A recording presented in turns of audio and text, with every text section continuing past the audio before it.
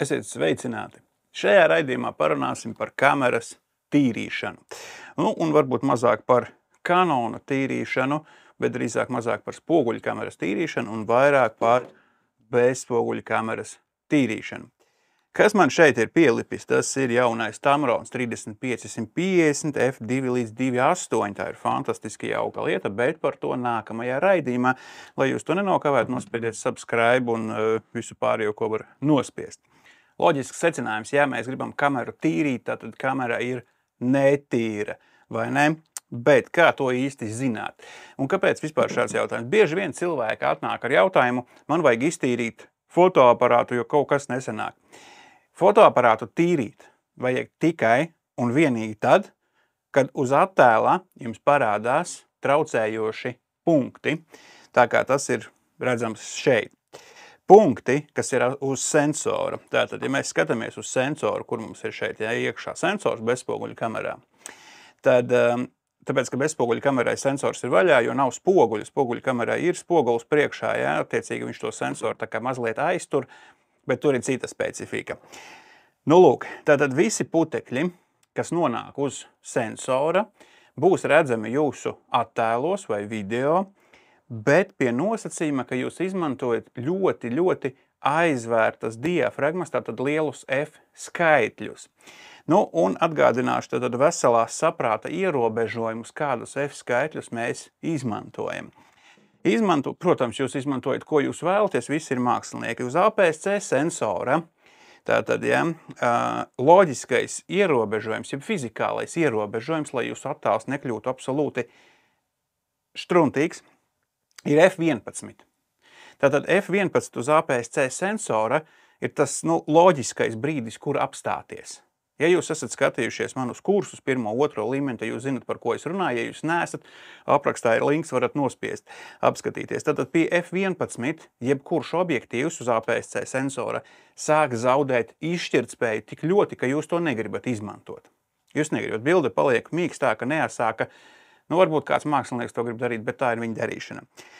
Full-frame kamerām loģiskais brīdis, kad apstāties, ir F16. Tas, protams, ir atkarīgs no objektīva. 50 mm 1.4 objektīvam maksimāla diafragma būs F16. Attiecīgi mēs izmantojam mazliet mazāk un tā tālāk, bet runājot par standarta zoomiem, tātad full-frame kamerām F16 95% objektīvu vairāk izmantot nevajadzētu. Un šeit mēs atgriežamies pie putekļiem. Tātad, ja jūs fotografējat, piemēram, interjeru, ainavas vai kaut ko studijā un pamatā izmantojat F8, F11 uz jūsu full-frame kameras, jūs visticamāk tos putekļus redzēsiet visai ātri. Ja jūs fotografējat kāzas, reportāžas, portretus ar šo jauko Tamron 35-150 2.8 objektīvu, tad izmantojot atvērtu diafragmu 2.8, putekļus no sensora jūs visticamāk pat nepamanīsiet, izņemot ļoti lielus, garus un tie, kuri kustina galvu.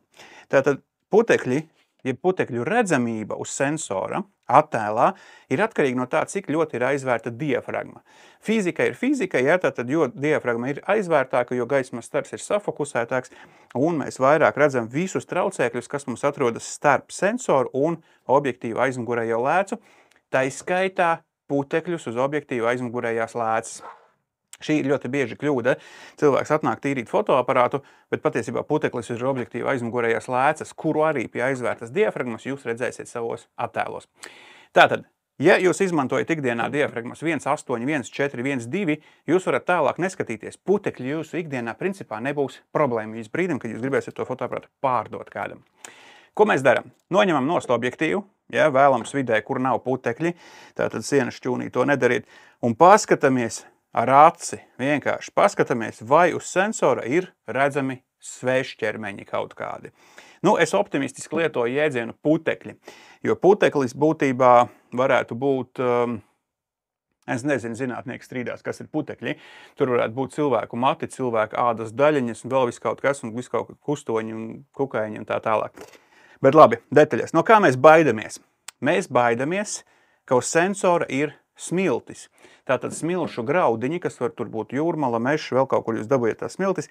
Tātad smiltis uz sensora varbūt ir redzētas, un tā ir problēma, jo smilšu graudiņi var ļoti saskrāpēt to aizsargs stiklu, kas jums ir uz sensora.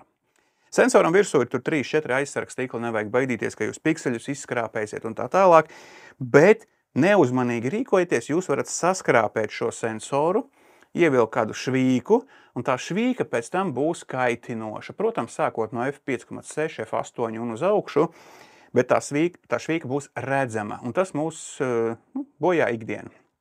Tātad, par tīrīšanu. Ja jūs secināt, ka jūsu attēlos parādās šie punktiņi, parasti tas ir debesīs, pret baltu kaut kādu virsmu un tā tālāk, vienkāršākais veids, kā to izmēģināt, kā to pārbaudīt, paņemam, ieslēdzam fotoaparātu, es to tūlīt izdarīšu reālā laikā, ja? Tātad, pirms mums ir pielikts objektīvs, ieslēdzam fotoaparātu, izvēlamies režīmu A vai AV vai manuālo vai vienalga ko, kurā jūs varat regulēt diafragmu. Un diafragmu aizgriežam maksimālo, kādu jūs varat dabūt. Šai gadījumā tas ir F16. Dar noņemt vāciņu, tas ļoti palīdz. Tātad maksimālā diafragma. Kas ir svarīgi? Izslēdzam autofokusu un aizgriežam to fokusu kaut kur projām no asuma. Ja? Tātad, varbūt uz tuvāko, varbūt uz bezgalību. Ideja tāda, mums neinteresē nofotografēt to, ko mēs redzam tam fotoaparātam priekšā. Mums interesē dabūt vienkārši tīru baltu virsmu ar kaut kādu gaismu. Šai gadījumā es nofotografēšu baltu galda virsmu, kur man spīd visas gaismas virsū. Vienkārši tad ISO auto viena ekspozīcija, kur vēlams kadrā nekas cits nav. Un paskatāmies šo te vienu ekspozīciju tātad palielinājumā, kas mums šeit notiek. Tad uzslēdzam tajam attēliņam 100% un patinam uz priekšu. Ja? Un šai gadījumā te var redzēt, ka šis ir ļoti netīrs fotoaparāts. Te ir visādi brīnumi, diezgan daudz, kā jūs to varat redzēt. Lūk, tātad šim aparātam būtu nepieciešama tīrīšana. Kāpēc maksimālā diafragma? To jau es teicu, tāpēc, ka tad jūs redzat maksimāli visus traucēkļus, visu, kas tur atrodas. Realitāte ir tā, kā es teicu, ka mēs neizmantosim diafragmu lielāku kā F16, šai gadījumā, visticamāk, no F11, F16 izmanto ainavu fotogrāfiju, makro un arhitektūras fotogrāfiju. Ja jūs fotografējat portretus uz atvērtu diafragmu, nevajag to fotoaparātu lieki aiztikt un lieki tīrīt. Tātad, ja jums specifiski tie putekļi traucē, tā kā jūs strādājat F8 ikdienā, ja, tad mēs varam ķerties pie tīrīšanas. Ar tīrīšanu ir ļoti vienkārši. Jo mazāk jūs aiztiksiet to fotoaparātu un sensoru, jo ilgāk viņš jums kalpos. Tātad, jebkura fiziska pieskaršanās sensoram ir risks. Un tāpēc es saku, jo mazāk jūs bakstīsiet, jo ilgāk viņš izturēs. Jebkura pieskaršanās, jebkura kaut kāda manipulācija, tur ir entās lietas, ko jūs varat sabojāt. Bet es izstāstīšu šobrīd to labo ceļu, to pareizo praksi, kā maksimāli droši nesačakarēt savu fotoaparātu. Pirmā lieta, kas mums ir ļoti, ļoti derīga, ar ko mēs vispār sākam, tas ir baloniņš, pūšamais gaisa, saspiestā gaisa baloniņš. Šai gadījumā šis ir KF Concept, paskatieties fotoveikalos, tur var tos nopirkt. Lielāki, mazāki, vienalga. Galvenais, lai iepriekš tie nav izmantoti medicīnisku procedūru vajadzībām. Tālūk, tātad baloniņš principā vienkārši spiež saspiestu gaisu un iepūst tai fotoaparātā iekšā. Dažiem te ir priekšā filtriņš, kurš tā kā to gaisu filtrē no telpas, lai jūs neiepūstu tur citus putekļus, bet tas nav būtiski. Maksā pāris eiro un ikdienā nesājums somā līdzi. Šis gaisa baloniņš, un nejaukt lūdzu ar tiem, kas ir aerosoli, kas ir saspiestais gaiss, tur ir vēl vairāk problēma. Pirmkārt, tas ir atdzesēts gaiss, tātad pūšot jūs esat kaut kādos mīnusos un jūs varat sasaldēt stiklu, saplaisāt, es nezinu, kas var notikt, neesmu mēģinājis. Bet fizika ir fizika, tad saspiestā gaisa baloniņi ir ļoti, ļoti riskants pasākums un es to neieteiktu. Jūs varat daudz ko sabojāt. Šeit ir jūsu roku spēks, ja? Jūs saspiežat gaisu, izpūšat to fotoaparātu. Un šis ir, saku, 90–95% es izmantoju tikai šādu baloniņu un neko citu. Es parunāšu šodien vēl arī par mikrotīrīšanu, kas ir riskantāka, bet tātad pirmais solis, ja jums parādās putekļi attēlā, paņemam fotoaparātu, turam uz leju, lai loģiski tie putekļi, lai gravitācija strādā, lai putekļi krīt ārā, un pāris centimetru attālumā izpūšam to sensoru telpu ārā. Paskatāmies, kas mums ir noticis.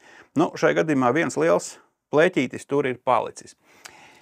Tātad, putekļi, kuri klausa vai padodas šim baloniņam, ir viegli putekļi, vieglas daļiņas, kuras jūs vienkārši izpūšat ārā, fiksi pieliekat objektīvu, nu varbūt arī objektīvu vajag nopūst, ja, un pieliekat atpakaļ, lai tur nekas iekšā netiek. Par salvetēm. Daži izmanto objektīvas salvetes, visādus lenspen. Es godīgi sakot, nav tā, ka es neiesaku. Es uzskatu, jo mazāk es pieskaršos tai lēcai, aizmugurējai vai priekšējai, jo ilgāk viņa būs smuka un gluda. Jā, priekšējai lēcai, protams, es izmantoju dažādas lupatiņas, visu kaut ko, bet faktiski priekšā vienmēr ir priekšā filtrs, UV vai Skylight parastais filtrs, kas ir aizsarga filtrs, kas nelaiž putekļus, un katru reizi, kad es noslauku, man nav jāslauka tas objektīvs. Es noslauku to filtru, viss. Tātad aizmugurējā lēca ir daudz jūtīgāk uz putekļiem, to jūs jutīsiet attēlā. Ja ir puteklis uz priekšējās lēcas, jūs to neredzēsiet attēlā, tā atkal ir optika. Bet tātad der aizmugurējo daļu objektīvam izpūst. Tagad, ja šis puteklis ir palicis uz sensora, un jūs viņu nevarat dabūt nost, un viņš patiešām traucē. Ko nozīmē patiešām traucē? Jūs fotografējat interjeru telpas ar baltām sienām, kur var redzēt visus stūrus, visas detaļas, un tas puteklis jums reāli traucē. Jāatceras, ka sensors bildi redz otrādi, tātad kājām gaisā. Tātad attēla augša debesis, kas mums ir jums griezti, būs sensora apakšējā daļa. Sensora augšējā daļa rādīs grīdu. Tātad, ja jums redzamais pleķītis ir sensora apakšā fotoaparātā, tad tas būs punkti debesīs, tātad otrādi. Un to būtu vērts tīrīt. Ja kaut kāds pleķītis punktiņš ir sensora augšējā daļā, kas ir attēla apakšējā daļa, to es bieži vien atstāju neaiztiktu, jo, piemēram, fotografējot ārā dabā, ainava vai interjers, tas parasti ir zāle, grīda, kaut kāda daļa, kur ir daudz detaļu, un tas puteklītis, tas pleķītis, viņš tur nebūs redzams. Nu, ja jūs esat pedantiski, tad tā ir jūsu darīšana.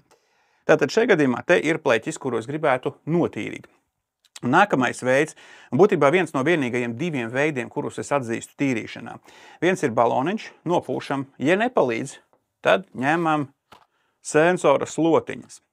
Sensora slotiņas ir daudz dažādi varianti, dažādi ražotāji un dažādas komplektācijas. Kas ir jāatcerās?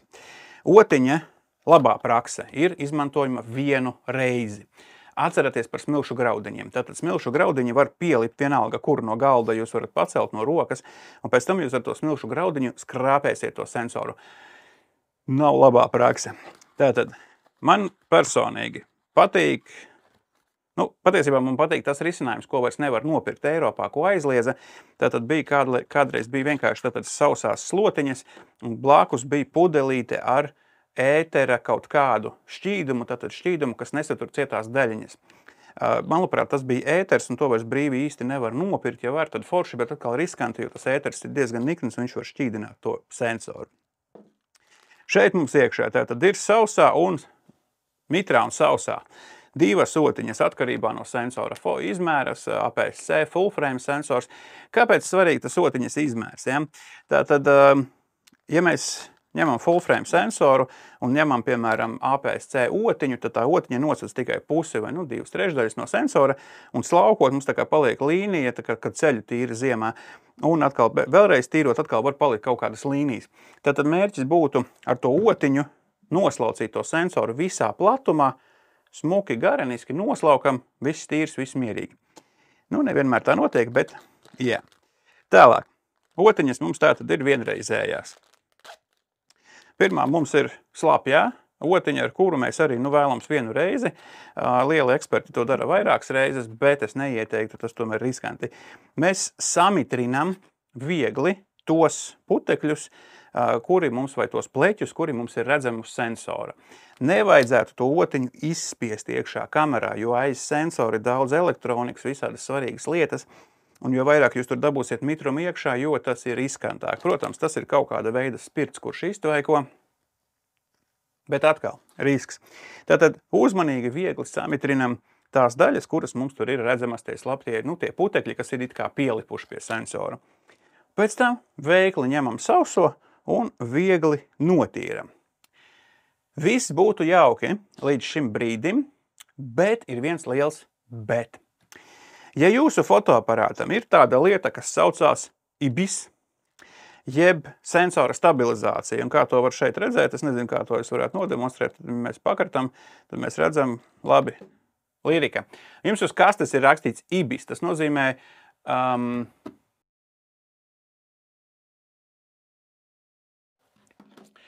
izrādās, tas ir tāds putns.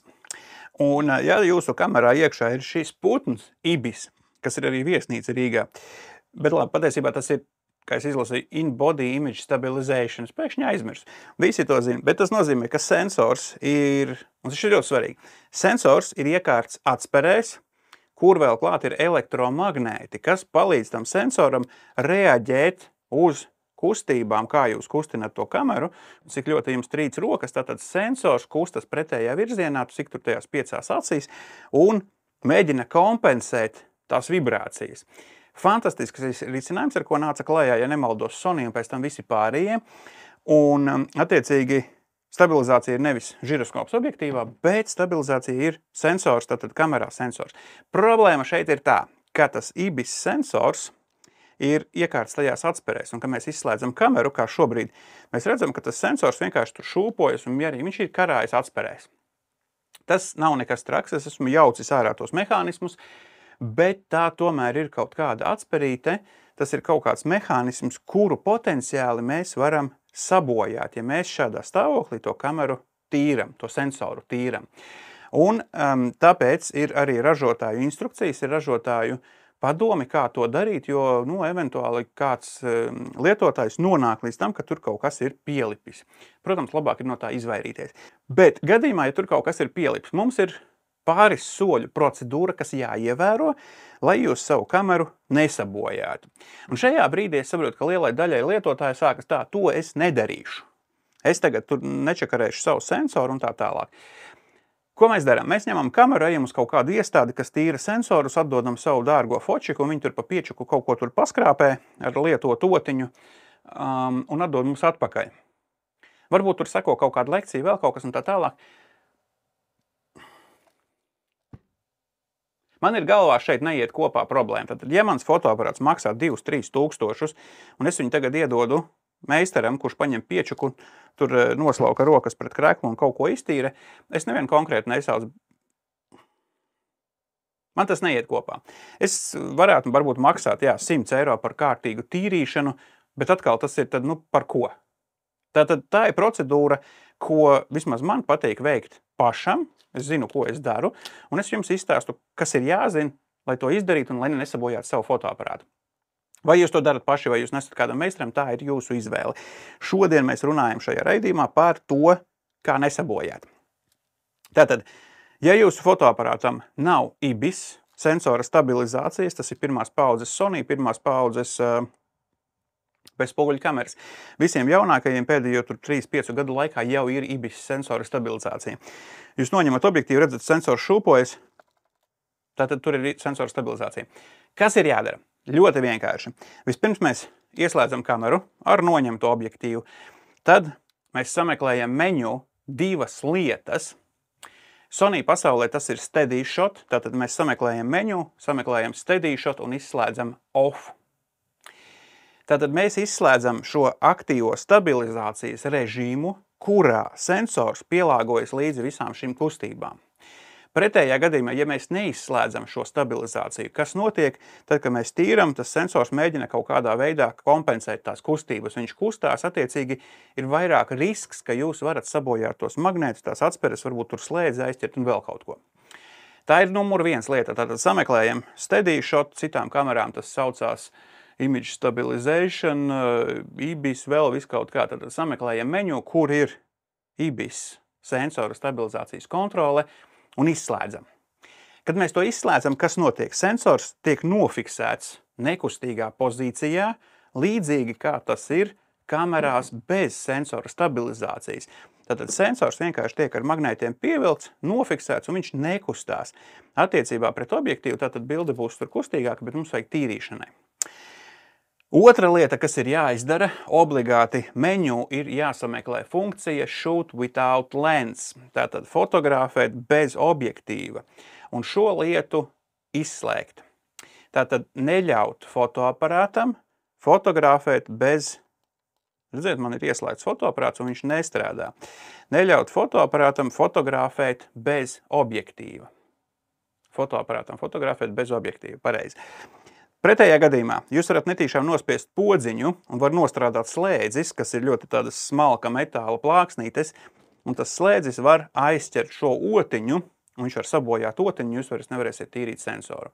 Patiesībā, kas notiks? Visticamāk, tajā brīdī salūzīs slēdža šīs te lāpstiņas, šīs žalūzijas, un varbūt saskrāpēs veiksmīgi arī jūsu sensora aizsargs tīklu.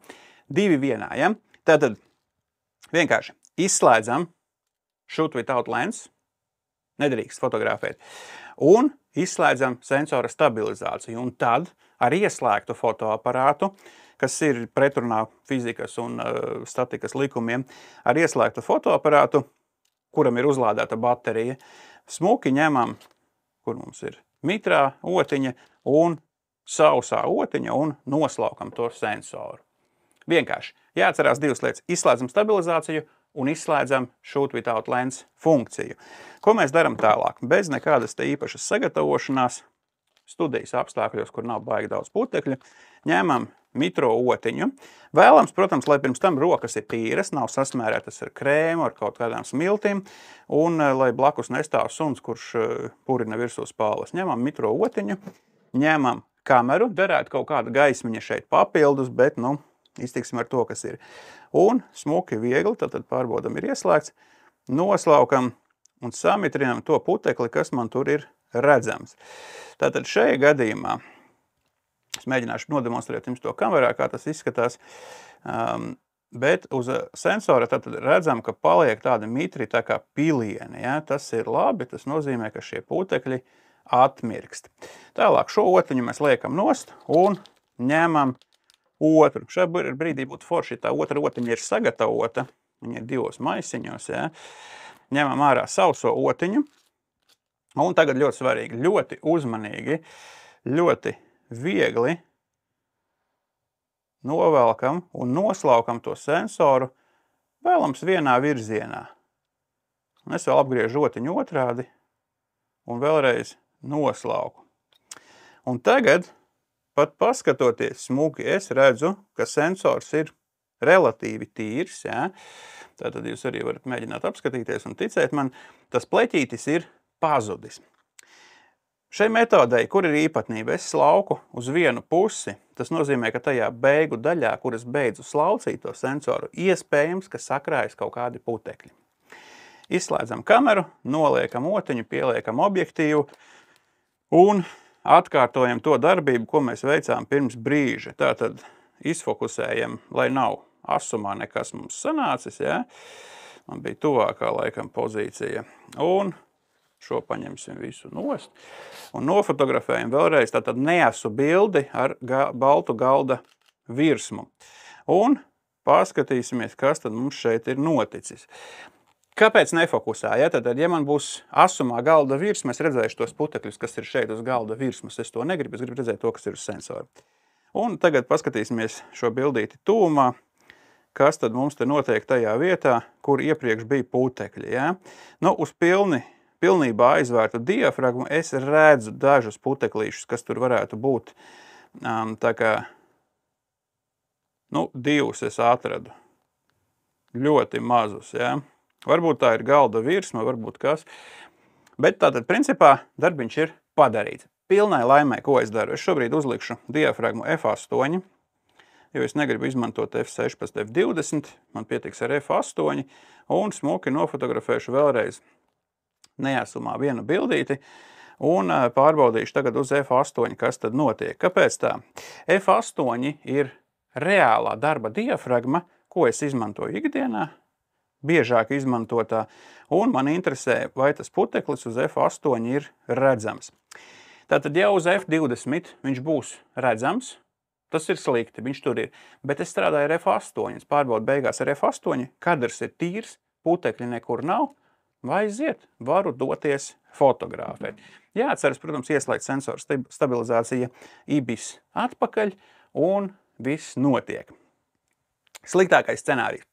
Jūs veicat šīs darbības ar slapjo otiņu, iztīrat to sensoru, noslaukat viņu un, varbūt vēl pēc šīs tīrīšanas beigās vēl varam vēlreiz ar saspiestu gaisu vēlreiz izpūst, paskatāmies uz aci, ir tīri smuki, liekam klāt objektīvu, dodamies strādāt. Nekas traks. Nav nekādas, redziet, montāžas, viss vienkārši paņemam kameru, paņemam otiņu, noslaukam. Es cilvēks taupīgs, ielikšu otiņu atpakaļ. Varbūt, ka es viņu izmantošu vēl kādā raidījumā. Bet, godīgi sakot, priekš fotoaparāta, ar kuru es strādāšu ikdienā, šo otiņu es otrais neizmantošu, jo tur kaut kas ir pielipis. Varbūt, ka tas ir kaut kāda organiska viela, kas izkaltīs, pārkaļķosies. Un, respektīvi, tas ir risks. Jūs ar kaut kādu cietu daļiņu varat saskrāpēt to sensoru. Mitrā otiņa teorētiski ir izmantojama atkārtoti. Spirts. Ļaujiet vaļa fantāziju. Tātad to mēs noliekam priekšdienā. Un visi iepakojumi, diemžēl, tiek izmesti. Vēl viens padoms. Šo baloniņu, ja jūs nesat līdzi somā, ielieciet kaut kādā plasmasas maisiņā, kur viņam netiek klāt putekļi. Jo ir briesmīgi, ka jūs izņemat no somas baloniņu, kurš ir noputējis ar smiltīm, un tad pūšat vēl kamerā iekšā. Šim būtu jābūt diezgan sterīli. Tā, sliktākais scenārijs. Kas notiek, ja jūs veicat to mitro tīrīšanu, slapjo tīrīšanu, un tas puteklis no turienes nepazūd? Ir gadījumi, kad šis puteklis vai pleķis uz sensora ir, piemēram, jūras ūdens, kurā ir visādi piemaisījumi. Varbūt tas ir kāda bērna, ko jūs fotografējat, siekalas vai mazums, ko viņš tur ir iebakstījis kādā veidā, gadās. Viss kaut kas gadās. Un gadās, ka šis pleķis pie sensora ir ļoti, ļoti piekaltis. Un gribās viņu ar nagu mazliet pakasīt. Bet sensora aizsargs stikls, tas ir aizsargs stikls, bet viņš ir diezgan trausls. Es esmu redzējis daudz saskrāpētus sensora stiklus, un ticiet man, tas nav tas priecīgākais skats, ja tā ir jūsu kamera. Lūk, tātad, ja nedabūjam nost, mēs lietojam veco sentēvu metodi, jeb mērcēšanu. Tātad to pleķīti ar mitro otiņu samērcējam vēlreiz un pagaidām minūtes 5, 10, lai tas pleķis vai kas tas tur ir jums uz sensora, mazliet atmirkst, un tad atkārtojam ar sauso otiņu noslaucīt. Parasti 99% gadījumu visu sensoru ar šo otiņu komplektu, tātad ar mitro ar sauso, var notīrīt. Un tas arī viss. Jūs ietaupījāt, ko jūs ietaupījāt? 5-10 eiro, ko izdarītu meistars darbnīcā, bet varbūt, ka tagad jūs esat pārliecināti paši par to, ko jūs darat, kā jūs darat, ir jāatcerās dažas lietas, un jūs to varat izdarīt. Spoguļkamerā ir funkcija meņu, baterija tukša, bet meņu šeit ir funkcija sensor cleaning, kas nozīmē, ka kamera pacels spoguli augšā, atvērs slēdzi, un jūs tiksiet pie sensora. Godīgi sakot, spoguļkamerām tīrīšana ir riskantāka un sarežģītāka, jo ir daudz vairāk mehānisma, ko jūs varat sabojāt. Es nesaku, ka jūs to darīsiet, bet tas ir iespējams. Tātad spoguļa pacelšanas mehānisms, pats slēdža mehānisms ir dziļāk iekšā kamerā, attiecīgi ar to otiņu tur bakstīties ir grūtāk redzēt, ko jūs darat, un vieglāk kaut ko aizķert. Bez spoguļa kamerām sensors ir salīdzinoši tuvu bajonetes virsmai, tātad viņš ir redzams pieejams, un arī slēdža mehānisms parasti ir mazliet tā kā paslēpts kaut kur aiz. Varbūt tas nav tā speciāli, bet viss ir tuvāk, viss ir redzamāk un viss ir vieglāk pieejams, tātad mazāk kaut ko netīšām jūs varat sabojāt. Bet atcerieties, ja jūsu kamerai ir IBIS mehānisms, tas pirms tīrīšanas ir jāizslēdz, un kamera jātīra ieslēgtā veidā. Vienkāršāk šo izstāstīt, man liekas, ka nevar. Ir lietas, kas ir jāzina, tā ir sarežģīta tehnika, tā ir elektronika, un tā ir visai dārga tehnika, tātad tas būtu jāzina, ko jūs darat. Nevajadzētu no tās tīrīšanas baidīties, jo, kā es teicu, 95% jūs tiekat galā vienkārši saspiestu gaisu. Papūšat iekšā, putekļi izbirst, ejat tālāk fotografēt. Slapjā tīrīšana ir darbiņš. mājās vai kādā vietā, kur nav putekļu, mierīgi vakarā, varbūt nevajag pārspīlēt ar vakaru, varbūt no rīta, kad rokas nedarb un tā tālāk vai otrādi. Tātad mierīgā atmosfērā, kur ir daudz gaismas, kur jūs redzat, tie putekļi ir, nav, kur viņi tur ir redzami, un to var izdarīt katrs pats. Cik bieži tīrīt kameru? Tik, cik nepieciešams. Būtībā atkarīgs no tā, kur un kādā vidē jūs fotografējat, kur jūs mainat objektīvus, cik daudz jūs mainat objektīvus, un jūsu ikdiena. Varbūt katru nedēļu, varbūt reizi mēnesi, varbūt reizi gadā tas ir nepieciešams. Otiņas, kā jau es teicu, šis ir Green Clean. Es nezinu, kas tas par ražotāju, no kurienes, bet salīdzinoši ilgi pieejams tirgū. Otrs ražotājs pēdējā laikā, KF Concept, arī salīdzinoši daudz. Droši vien, ka viss nāk no Ķīnas. Made in Austrija. Ķīnas filiāla. Šis ir Made in China. Jauki. Būtībā nav starpības. Maksā patiesībā tā viena otiņa, viens komplekts kaut kādi 5 eiro. Ar to jārēķinās. Tas ir materiāli izmaksas. Var nopirkt, protams, lielāku iepakojumu, kur iekšā ir vairāk un izmantot ilgāk. Bet šis ir tātad tehniskā apkope jūsu kamerai, ar ko būtu jārēķinās. Vēl viena lieta. Spoguļu kameru īpašniekiem ļoti, ļoti atgādināšu vēlreiz kameru, ja jūs apgriežat otrādi, tad šeit prizmas daļā no augšas ir redzams matstikls, kas ir ar tādiem punktiņiem un viss tas, ko jūs redzat fokusējoties. Ja? Tātad šo matstiklu nekādā gadījumā nevajadzētu tīrīt ar kaut ko pieskaroties. Matstikls ir ļoti, ļoti smalki porains stikls, lai viņš spētu safokusēt attēlu, un jūs viņu sāksiet aiztikt, jūs viņu sabojāsiet neatgriezeniski. Matstiklam, tātad spoguļkamerām, tikai un vienīgi gaisa baloniņš, un cerat, ka nopūtāt. Ja nenopūtāt, neaiztieciet ne ar kādām motiņām. Un diezgan tāda populāra kļūda spoguļkameru spoguļa tīrīšana. Tas, kas atrodas uz spoguļa, puteklis vai slieka vai mats, vienalga kas, neietekmē jūsu attēla kvalitāti, jo spogulis paceļas, kad jūs fotografējat. Un es esmu redzējis kameras, kuras ir sabojātas, jo daudzi cenšas ar šīm motiņām tīrīt spoguli.